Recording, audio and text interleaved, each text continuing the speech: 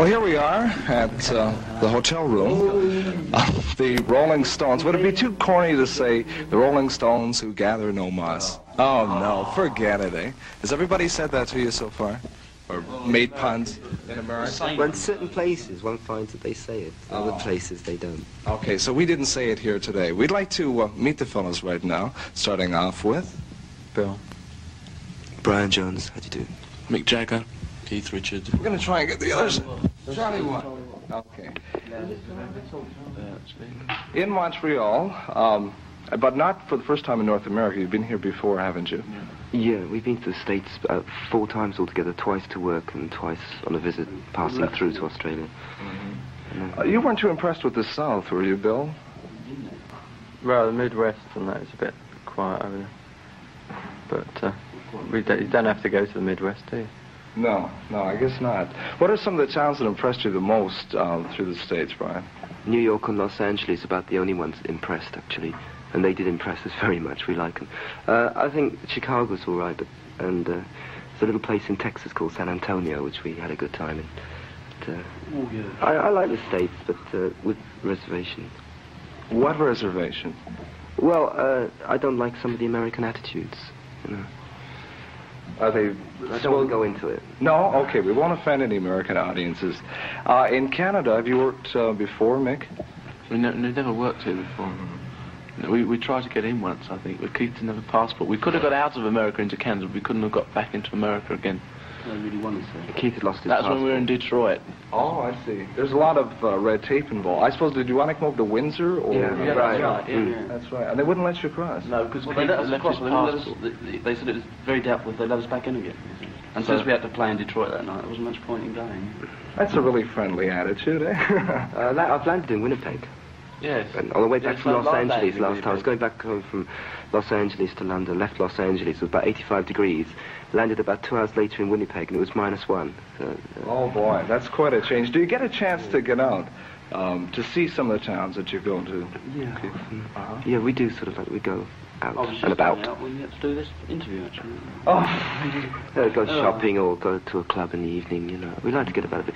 You know, you can become so trapped in hotels, you feel like you're in prison, you know, so it's nice to get out. How long will this North American tour be lasting? About 4 weeks, I think. And then we go back. I don't know what we do when we get back, exactly. We're going to Scotland. Then Scandinavia. Scandinavia? We're going back to Scandinavia. We were in Scandinavia about 3 weeks ago. And then we came straight virtually from Paris to here.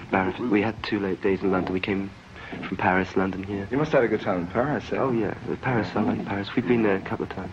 What are some of your favorite groups? I guess you know some personally when you admire some of their work musically. Ryan? Well, we all like virtually the same American artists. I don't know whether you're talking about American sort of artists or the English groups, you know, I don't know. We like James Brown and Solomon Burke and Wilson Pickett and people like that. Don't we, fellas? Oh, yeah. Everybody's unanimous.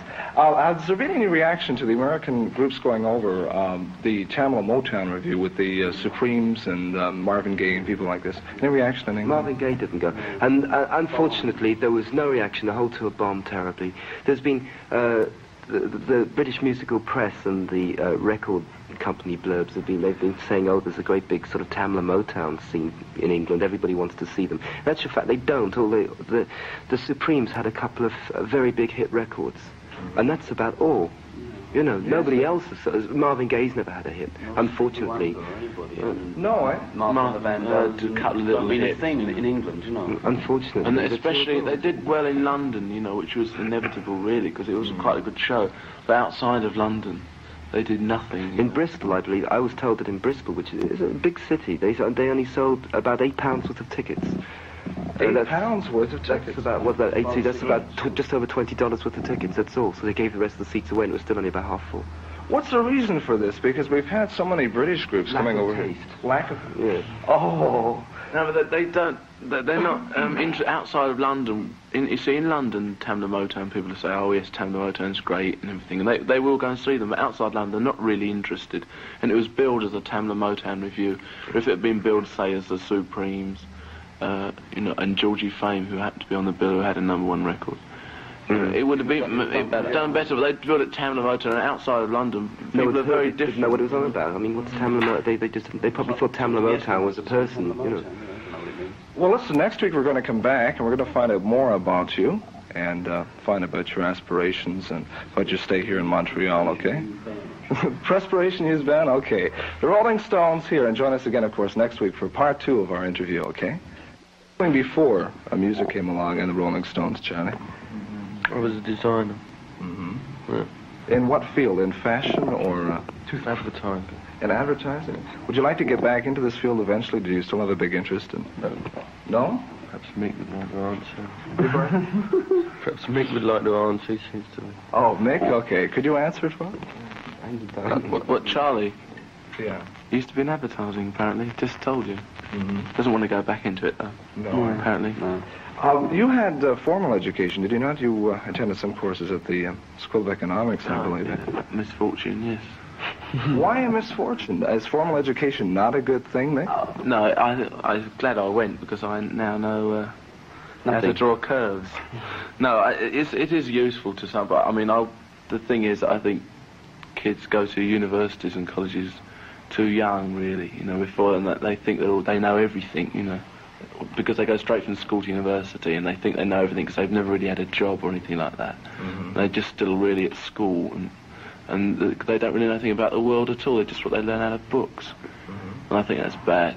Have the Rolling Stones learned a lot about life, being on the road or being in show business, Brian? Yeah, definitely.